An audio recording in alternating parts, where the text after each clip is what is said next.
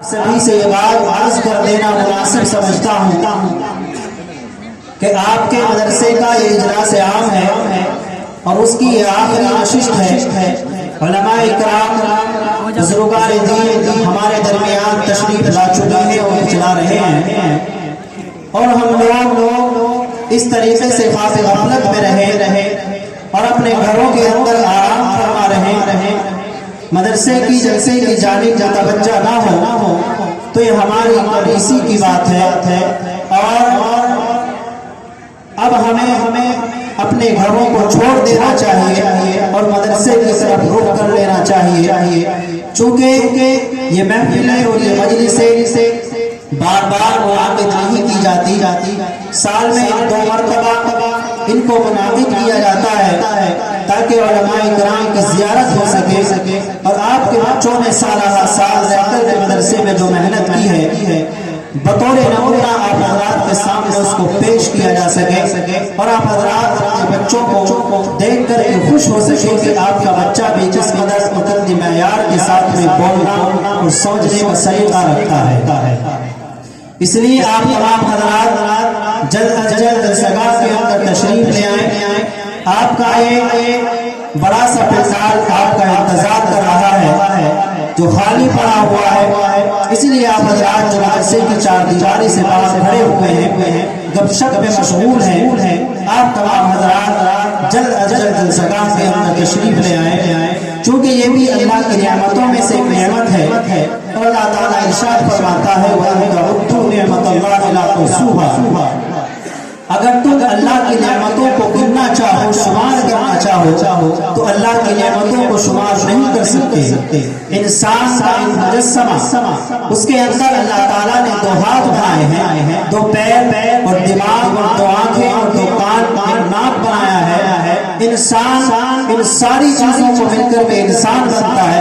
اگر انسان کا کوئی ایک چیز، کوئی ایک عضو یعنی اگر اس کے ہاتھ فالج ہو جائے تو وہ انسان مکمل نہیں رہتا، اس لیے کہ انسان ان تمام چیزوں کے مجسمے کا نام ہے۔ ہاتھ کی پکڑ یہ اللہ کی ایک الگ نعمت ہے، دماغ کا سوچنا یہ اللہ کی ایک الگ نعمت ہے۔ اس گلے کے اندر اللہ تعالیٰ نے اتنی ساری نعمتیں رکھی ہیں۔ ایک نعمت یہ ہے کہ انسان کھانا کھاتا ہے، اللہ رب العزت اس گلے کے اندر 2 نالیوں کو پیدا فرمایا ہے، ایک نالی سے انسان سانس لیتا ہے اور ایک نالی سے انسان کا رزق اس کے پیٹ تک پہنچتا ہے۔ آپ حضرات بہت ساری مرتبہ دیکھتے ہوں گے کہ کوئی انسان کھانا کھاتا ہے اور اچانک اس کو دھسکا لگ جاتا ہے، جس کو ہماری زبان میں کہتے ہیں۔ اس کا مطلب یہ ہے کہ جب انسان کھانا کھاتا ہے تو کوئی ذرہ کوئی چیز اس نلی کے اندر پہنچ جاتی ہے جو سانس لینے والی نلی ہوتی ہے۔ یہ اللہ کی الگ نعمت ہے کہ ایک جگہ اور راستے الگ الگ، سانس لینے کا الگ اور رزق کو پیٹ تک پہنچانے کا الگ۔ انسان باہر کو سانس لیتا ہے، یہ اللہ کی الگ نعمت ہے۔ انسان اندر کو سانس لیتا ہے، یہ اللہ کی الگ نعمت ہے۔ انسان اپنی آنکھوں سے دیکھتا ہے، انسان اللہ کی الگ نعمت ہے۔ اسی کو قرآن نے کہا ہے وَإِن تَعُدُّوا نِعْمَتَ اللَّهِ لَا تُحْصُوهَا۔ اگر تم اللہ کی نعمتوں کو شمار کرنا چاہو شمار نہیں کر سکتے۔ اللہ تعالیٰ نے بہت ساری نعمتیں ہمارے اوپر نازل فرمائی۔ آپ اپنے جسم سے الگ ہٹ کر کے ہوئے زمین کے اوپر دیکھیے، اللہ تعالیٰ بارش برساتا ہے زمین کے اوپر، سخت زمین ملائم ہو جاتی ہے، نرم ہو جاتی ہے، آپ اس کے اوپر کھیتی کرتے ہیں، آپ اناج کا دانہ بدلتے ہیں، اس دانے سے چھوٹا سا پودا نکلتا ہے اور پھر گیہوں کی شکل اختیار کر لیتا ہے۔ اللہ کی الگ نعمت ہے۔ درختوں کو دیکھتے ہیں، درخت الگ الگ قسم کے اس ہوئے زمین کے اوپر اللہ تعالیٰ نے پیدا فرما دیے ہیں تاکہ انسان اس سے فائدہ اٹھا سکے۔ یہ بھی اللہ کی الگ نعمت ہے۔ اور بہت ساری چیزیں آپ دیکھتے چلے جائیے جو انسانوں کے فائدے کے لیے ہوتی ہے، جس سے انسان فائدہ اٹھاتا ہے، تمام کی تمام الگ مزہ ہوتا ہے اور یہ ساری کی ساری اللہ تعالیٰ کی نعمتیں ہوتی ہے۔ اسی لیے قرآن نے کہا ہے وَإِن تَعُدُّوا نِعْمَتَ اللَّهِ لَا تُحْصُوهَا۔ اللہ کی نعمتیں ہیں تمہارے اوپر، اتنی نعمتیں ہیں تمہارے اوپر، اگر تم ان کو شمار کرنا چاہو تو شمار نہیں کر سکتے۔ ان نعمتوں کے ساتھ میں اگر ہم اللہ رب العزت کی فرما برداری کرتے ہیں، جس راستے پر ہمیں لا کر کے کھڑا کیا گیا تھا، اگر اس راستے کو اختیار کرتے ہوئے زندگی گزارتے ہیں تو ہمارا دنیا کے اندر رہنا یہ فائدہ مند ہے، اور اگر ہم اللہ کی نعمتوں کو کھاتے ہیں، اس کی بنائی ہوئی زمین کے اوپر رہتے ہیں، اس کے بنائے ہوئے آسمان کے نیچے رہتے ہیں، اور جتنی اس نے نعمتیں دی تھی ساری نعمتوں کا فائدہ اٹھاتے ہیں، ساری نعمتوں کو حاصل کرتے ہیں، اور اس کے بعد اللہ رب العزت کی نافرمانیوں میں ہم مشغول ہو جاتے ہیں، تو ہمارا دنیا میں آنا اور اس جوانی کا آنا، بڑھاپے کا آنا اور اس دنیا سے رخصت ہو جانا ہمارے لیے کوئی فائدہ مند نہیں ہے۔ دنیا میں آتا ہے انسان، بچہ ہوتا ہے، اللہ تعالیٰ ایک ناپاک قطرے سے انسان کو پیدا کرتا ہے، مرد کے جسم کے اندر سے ایک ناپاک قطرہ عورت کے حمل کے اندر جا کر کے ٹھہرتا ہے، اس سے انسان کو پیدا کیا جاتا ہے، ایک ناپاک قطرے سے انسان کو بنایا جاتا ہے، اور چند دنوں کے بعد 9 مہینے کے بعد انسان دنیا کے اندر آتا ہے، اور دنیا کے اندر آنے کے بعد 2 سال تک اس کی ماں اس کو دودھ پلاتی ہے، اور آہستہ آہستہ اس کے بدن کے اندر جان آنا شروع ہوتی ہے، اس کے ہاتھوں کے اندر پکڑنے کی سکت آتی ہے، اس کے پیروں کے اندر چلنے کی طاقت آتی ہے، اس کی آنکھوں کے اندر دیکھنے کی بینائی آتی ہے، زبان لڑکھڑاتی ہے، لیکن بولنا اس کے اندر بولنے کا سلیقہ آہستہ آہستہ آتا چلا جاتا ہے۔ انسان چند سالوں کے بعد بڑی جوان بن کر کے تیار ہو جاتا ہے، بہترین مجسمہ بن کر کے تیار ہو جاتا ہے۔ اللہ کی نعمت نہیں ہے تو کیا ہے؟ ناپاک قطرے سے انسان کو پیدا کرتا ہے، اور پھر اس کو اشرف المخلوقات بنا کر کے کھڑا کر دیتا ہے، تمام مخلوقات کا سردار بنا کر کے کھڑا کر دیتا ہے۔ ایک ناپاک قطرہ، اور انسان اس زمین کے اوپر اکڑ کر کے چلتا ہے کہ انسان کیا حیثیت ہے تیری، ایک ناپاک قطرے سے بنایا گیا، مٹی سے بنایا گیا، اور جب انتقال ہوگا تو پھر مٹی کے اندر دفن ہو جائے گا، اور مٹی تیرے اوپر ڈال دی جائے گی، اور جو تیرے اپنے ہوں گے وہ چند دن تو آنسو رہیں گے، بہائیں گے وہ چند دن تو تیرے اوپر فاتحہ اور قرآن خوانی کروائیں گے، اس کے بعد وہ بھی تجھے بھول جائیں گے۔ جن بچوں کے لیے، جن اولاد کے لیے آج تو دنیا کے اندر محنتیں کرتا ہے، رو رو کر کے بھیک مانگتا ہے، دنیا کے اندر رہ کر کے اس روئے زمین کے اوپر بڑے بڑے محلات بناتا ہے، گاڑیاں خریدتا ہے، اور یہ سوچتا ہے کہ میرے مرنے کے بعد میری اولاد کا کیا ہوگا۔ ابھی اپنے بارے میں بھی سوچا ہے انسان کہ تیرے مرنے کے بعد میں قبر کے اندر تیرے ساتھ میں کیا سلوک کیا جائے گا، کتنا اچھا ہوتا تو اپنے بچے کو حافظ قرآن بناتا، کتنا اچھا ہوتا تو اپنے بچے کو دین کی تعلیم دیتا، کتنا اچھا ہوتا تو اپنے بچے کو عالم بناتا، مدرسے کے اندر بیٹھ کر کے تیرے اس دنیا سے جانے کے بعد وہ تجھے دن میں 10 مرتبہ یاد کرتا، جب تو اس کے سامنے قرآن پڑھتی اور قرآن کی تلاوت کرتا تو تجھے ثواب کے طور پر قرآن کریم کی تلاوت کو پہنچاتا، کتنا اچھا ہوتا کہ قبر کے اندر جانے کے بعد وہ تجھے قرآن کریم کا ثواب پہنچاتا، اور تجھے اس ثواب پہنچنے کی وجہ سے اگر تیرے اوپر کوئی عذاب ہو رہا ہوتا، اللہ تعالیٰ تیرے اس بچے کو چڑھنے کی وجہ سے، قرآن کریم کو پڑھنے کی وجہ سے اللہ تعالیٰ تیرے اوپر سے عذاب کو ہٹا لیتا، لیکن ہم نے اپنے بچوں کو مدرسوں سے الگ کیا، ہم نے اپنے بچوں کو مدرسوں سے دور رکھ کر کے اسکول اور کالج کی زندگی گزارنا مناسب سمجھا۔ میں نہیں کہتا، میں اس کے خلاف ہوں، آپ اپنے بچوں کو مدرسوں میں ڈال دیجیے، اسکولوں سے نکال لیجیے، نہیں، بلکہ آپ اپنے بچوں کو اس کی تعلیم ضرور دیجیے کہ وہ تیرے جانے کے بعد تیرے اوپر فاتحہ پڑھ سکے، تیرے اوپر قرآن کریم کی تلاوت کر سکے، تجھے ثواب پہنچا سکے، تجھے ایصال ثواب کر سکے۔ لیکن ہم نے اپنے بچوں کو وہاں پہ پہنچایا، اسکول کے اندر جہاں پہ پیشاب کرنے تک کا نہیں بنایا جاتا، کھڑے ہو کر پیشاب کرنا چاہیے، بیٹھ کر پیشاب کرنا چاہیے، والدین کے حقوق کیا ہوتے ہیں، پڑوسی کے حقوق کیا ہوتے ہیں، ماں کا حق کیا ہوتا ہے، باپ کا حق کیا ہوتا ہے، بہن کا حق کیا ہوتا ہے، دوسرے رشتے داروں کا حق کیا ہوتا ہے۔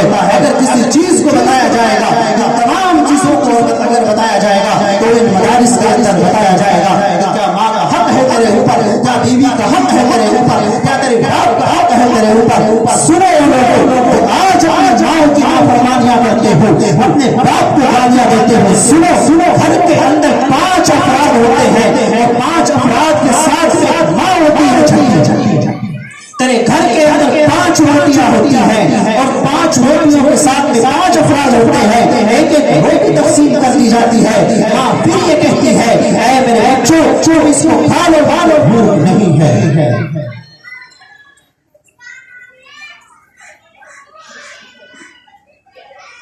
वो छठी माँ होती है जो अपने बच्चों को खाना देकर के खुश होती है, अपने आप को भूखा रखना पसंद करती है। लेकिन जब ये बच्चा बड़ा होता है तो अपने वालिदैन की कुर्बानियों को भूल जाता है। कैसी कैसी मेहनतें उसके बाप ने उसके लिए की थी। अपने सर के ऊपर मजदूरी के तसले उठा किस तरीके से इसको पढ़ाया था, किस तरीके से इसको तालीम दी थी। आधी रोटी खाकर के अपने बच्चे को तालीम दी थी। लेकिन जब ये बच्चा बड़ा होता है तो उन कुर्बानियों को भूल जाता है और ये समझता है कि तेरे बाप ने तेरे लिए कुछ नहीं किया, तेरी माँ ने तेरे लिए कुछ नहीं किया। सुनो, घर के अंदर वालिदैन का होना एक ऐसी चीज है कि वालिदैन एक दरख्त के मानिंद होते हैं। अगर इनमें से एक बिगड़ जाता है तो उस दरख्त का कोई फायदा नहीं होता। सुनो, माँ दरख्त की छां की तरह होती है और बाप उस छांव के तने की तरह होता है। अगर पत्तों को काट दिया जाए तो छां नहीं होगी, और अगर उस तने को काट दिया जाए तो फिर न दरख्त किसी काम का रहेगा और न छां किसी काम की रहेगी। उन लोगों से पूछो जिनके वालिदैन नहीं है,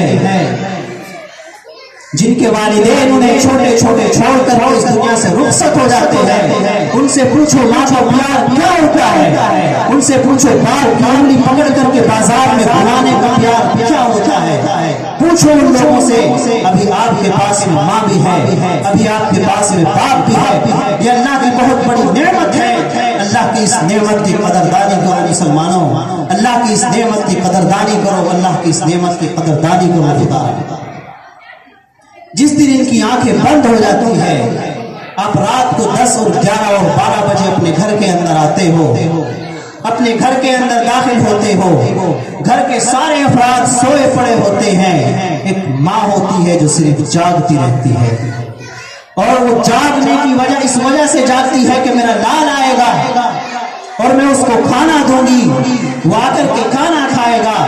जब वो यहाँ से चले जाते हैं, इस दुनिया से रुखसत हो जाते हैं, तो फिर तुम्हें खाने को पूछने वाला भी कोई मौजूद नहीं रहेगा। तुम रात को 1 बजे आते हो, 2 बजे आते हो, 4 बजे आते हो, रात पर भूखा रहते हो, दिन भर भूखा रहते हो। कोई तुम्हारे से पूछने वाला नहीं होगा कि खाना खाया है या नहीं खाया।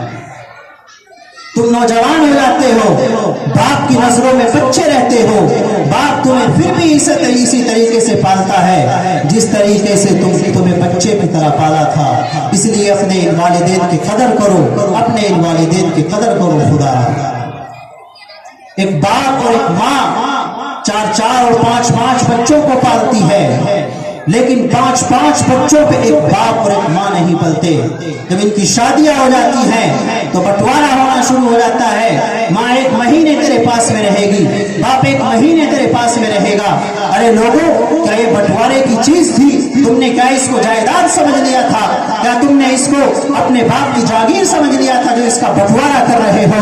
अरे खुश होकर के तुम्हें ये कहना चाहिए था कि मेरी माँ ने मुझे बचपने में पाला है, मेरे बाप ने मजदूरी करके मुझे पाला है, इसलिए मैं अपनी माँ को अपने पास में रखूंगा, अपने बाप को अपने पास में रखूंगा। जब तुम्हारे पास एक बीवी आ जाती है, एक अनजान थी अब तक, जब वो आ जाती है तो अपनी माँ को भूल जाते हो, अपने बाप को भूल जाते हो और समझते हो और उन्होंने तुम्हारे लिए कुछ नहीं किया। वो इसी तरीके से बेफायदा इस दुनिया के अंदर तुम्हें पालते हो, पोसते रहे।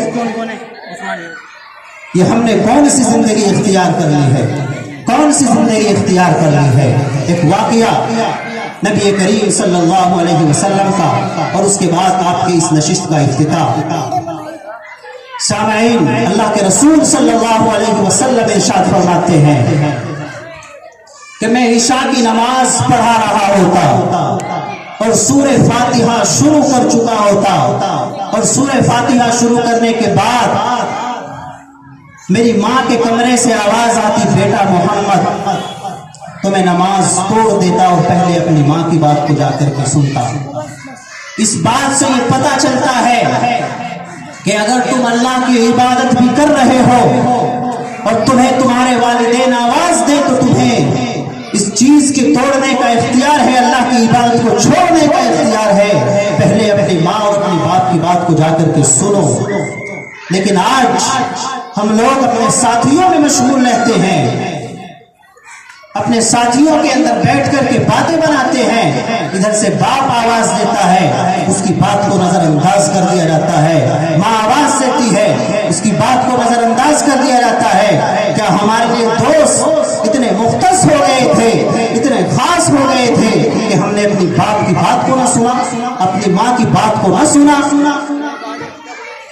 اس لیے میرے بھائیوں، جب تک تمہارے پاس ہے یہ والدین، خدا را ان کی قدردانی کرو، خدا را ان کے نگہبان بن کر کے رہو۔ انہیں یہ محسوس نہ ہو کہ بڑھاپا ہمارے اوپر آ گیا ہے لیکن ہمارا کوئی نگہبان موجود نہیں ہے، بلکہ اگر تم ایک ہو یا دو ہو تو اپنے باپ کا بازو بن کر کے رہو، اپنی ماں کی محبت بن کر کے رہو۔ کہیں ایسا نہ ہو کہ ان کی زبان سے کوئی ایسی چیز نکل جائے کہ جس کی وجہ سے دنیا کے اندر تمہارا بیڑا غرق ہو جائے۔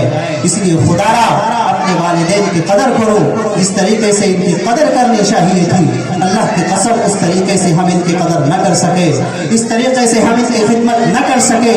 میں تو یہاں تک کہتا ہوں اور اس سے آگے بڑھ کر کے بھی کہتا ہوں، اگر تمہاری ماں اس حال میں ہے کہ اس کے پاؤں کے اوپر گندگی لگی ہوئی ہے اور تم اپنی ماں کے پیروں کو دھو کر کے پیتے ہو، اپنے ماں کے پیروں کو دھو کر کے پیتے ہو، تو تم نے اپنی ماں کے اتنے سے حق کو بھی ادا نہیں کیا کہ جب اس نے وقت نکال کر کے تمہیں جنم دیا تھا، جب تم دنیا کے اندر آئے تھے تو تکلیف اسے ہوئی تھی، اس تکلیف کی ایک آہ کا بھی تم نے حق ادا نہیں کیا۔ اگر تمہاری ماں کے پیروں کے اوپر گندگی لگی ہوئی ہے اور تم نے اس کو دھو کر کے پیا ہے تو یہ تم نے بہت بڑا کام تو کیا ہے، لیکن اتنا بھی حق ادا نہیں کیا۔ جب ہم اتنا سا حق بھی ادا نہیں کر سکتے تو پھر کس طریقے سے ہم حق ادا کر سکتے ہیں؟ اپنے والدین کی اس قدر خدمت کرو، اس قدر خدمت کرو کہ انہیں احساس بھی نہ ہو کہ میرا بچہ مجھ سے نگاہ چرانے لگا ہے، میرا بچہ اب میری نگہبانی نہیں کرتا۔ آپ کے گھر کے اندر بوڑھی ماں ہوتی ہے، آپ اپنے بچوں کے اندر مشغول ہوتے ہو، سال اور 2 سال کے بعد اپنی اہلیہ کو لے کر کے الگ ہو جاتے ہو۔ آپ کی ماں اپنے بوڑھے ہاتھوں سے روٹیاں بناتی ہے مسلمانوں، اور اسے آپ لوگ اتنا بھی نہیں سوچتے کہ تمہاری ماں نے تمہارے لیے کتنی محنتیں کی تھی، تمہاری ماں نے تمہارے لیے کس طریقے سے محنت کر کے تمہیں اتنا بڑا بنایا تھا، اور 1 سال میں تم اپنی ماں کو بھول جاتے ہو، 1 سال میں تم اپنے باپ کو بھول جاتے ہو۔ وہ ماں جو ایک لکڑی اٹھانے کی بھی ہمت نہیں رکھتی، وہ ماں جو ایک چیز اٹھانے کی بھی ہمت نہیں رکھتی، آج وہ اپنے پیٹ کے لیے وہ چولہا جلاتی ہے اور چولہے میں لکڑیاں داخل کرتی ہے، اور تم دیکھ کر کے اس طریقے سے نکل جاتے ہو جیسے یہ کسی غیر کی عورت ہو، جیسے یہ کسی غیر کی ماں ہو۔ آخر مسلمانوں ایسا تو نہیں کرنا چاہیے تھا، ایسا تو ہمیں نہیں کرنا چاہیے تھا۔ آج عہد کرو کہ اپنے ماں باپ کی اتنی خدمت کریں گے۔ اگر کسی نے اپنے باپ کا اپنی ماں کا دل دکھایا ہے مسلمانوں تو ایسا نہ کرنا خدا کے واسطے۔ آج جا کر کے ان کے پیروں میں پڑ جانا کہ ماں مجھ سے غلطی ہو گئی ہے، میں نے بہکاوے میں آ کر کے تیری نافرمانی کر دی تھی، مجھے برا بھلا کہہ دیا تھا، آج میں تجھ سے معافی مانگتا ہوں۔ خدا کی قسم، ماں کا دل اتنا نرم ہوتا ہے جب تم اسے ایک مرتبہ کہو گے نا، اے ماں مجھے معاف کر دے، تمہاری ماں 70 دفعہ تمہیں معاف کرنے کی ہمت رکھتی ہے، چاہے تم نے کتنی بھی بڑی غلطی کی ہو، تمہیں اٹھا کر کے وہ اپنی گود میں بٹھا لے گی۔ لیکن ایسا نہ کرنا مسلمانوں، تم اپنے والدین کا کبھی بھی دل نہ دکھانا، اپنے والدین کی نافرمانی نہ کرنا۔ خدا کے واسطے یہ ماں اس چیز کو ترستی ہے کہ میرا بچہ جوان ہوگا، اور جوان ہونے کے بعد اس کے گھر میں ایک نئی نویلی، میرے گھر میں ایک نئی نویلی دلہن آئے گی، اور دلہن آنے کے بعد وہ میری خدمت کرے گی۔ میرا بیٹا اگر کوئی سامان اپنی بیوی کے واسطے لے کر کے آئے گا تو میرے واسطے راستے بھی لے کر کے آئے گا۔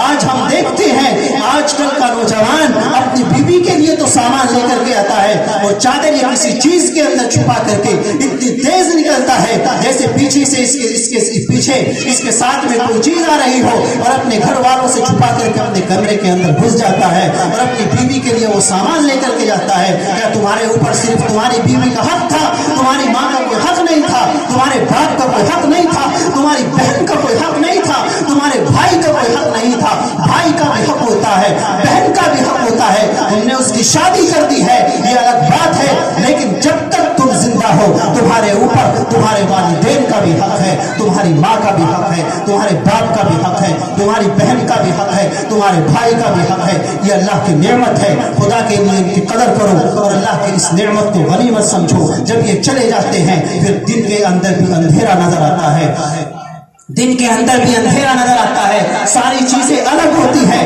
انسان باہر سے آتا ہے، جو ماں سے محبت کرنے والے ہوتے ہیں ذرا ان سے جا کر کے پوچھو، جو ماں سے محبت کرنے والا ہوتا ہے انسان باہر سے آتا ہے، اپنے سامان کو رکھتا ہے، ہائے ہائے کیا چاشنی آتی ہے وہ جب گھر کے اندر گھس کر کے کہتے ہیں کہ امی کہاں ہے؟ ارے جب یہ نہیں رہیں گے تو پھر امی کس کو کہو گے؟ جب یہ نہیں رہیں گے تو ابا کس کو کہو گے؟ جب یہ نہیں رہیں گے تو بہن کس کو کہو گے؟ کیا اکیلے ہی اس دنیا کے اندر جینا ہے؟ اس دنیا سے جانا نہیں ہے، اس لیے اپنی بات کی قدر کرو۔ اگر وہ یہاں سے چلے گئے ہیں، اگر اس دنیا سے رخصت ہو گئے ہیں تو ان کے لیے ایصال ثواب کرو، ان کے لیے کچھ ایسا کام کرو کہ ان کو قبر کے اندر راحت ملے اور انہیں محسوس ہو کہ ہاں تیرا بچہ تیرے لیے کچھ کر رہا ہے۔ اپنے والدین کی خدمت کرو، اپنے والدین کی خدمت کرو، اپنے والدین کی فرما برداری کرو۔ اللہ تعالیٰ مجھے بھی اور آپ کو بھی ان کہی ہوئی باتوں پر عمل کرنے کی توفیق عطا فرمائے۔